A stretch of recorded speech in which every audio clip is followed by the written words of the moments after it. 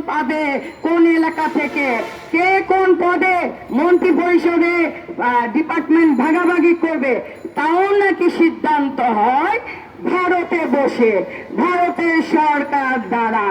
এই জন্য কি আমরা স্বাধীনতা যুদ্ধ করেছিলাম? আমার প্রশ্ন আপনাদের সবার কাছে, আপনারা সব জনগণ কিন্তু স্বাধীনতা যুদ্ধ করেছিলেন। সেখানে কিন্তু শুধু একটি রাজনীতি দল যুদ্ধ করেনি, সেখানে করেছিল আপামর জনতা। শহীদ প্রেসিডেন্ট জিয়াউর রহমান ছিলেন একজন মেজর জিয়া, যিনি দেশের ক্রান্তিকাল বুঝেই ডাক দিয়েছিলেন যুদ্ধে, আর তাই জনগণ ঝাঁপিয়ে পড়েছিলেন। আর আজকের এই বাংলাদেশের সৃষ্টি হয়েছিল। আজকে এই স্বাধীন বাংলাদেশে কেন আমরা ভারতের দাবিদার হয়ে থাকবো? স্বাধীন বাংলাদেশে যে সত্যি কথা বলবে তাকে কেন গুম হতে হবে? কেন গুম হতে হয়েছিল সত্যি কথা বলার দায়ে ইলিয়াস আলীকে? কেন গুম হতে হয়েছিল আরো অনেক অনেক নেতা কর্মীকে? সকল প্রশ্নের উত্তর চাই, বিচার চাই। এই যে মামলা হামলা হচ্ছে তার বিচার চাই।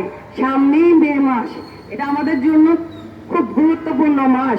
শহীদ রাষ্ট্রপতি জিয়াউর রহমান ভালো মনের মানুষ ছিলেন, তাই তিনি ভারত থেকে শেখ হাসিনাকে বাংলাদেশে এনেছিলেন 17 তারিখে, আর তাকে জীবন দিতে হয়েছিল 30 তারিখে।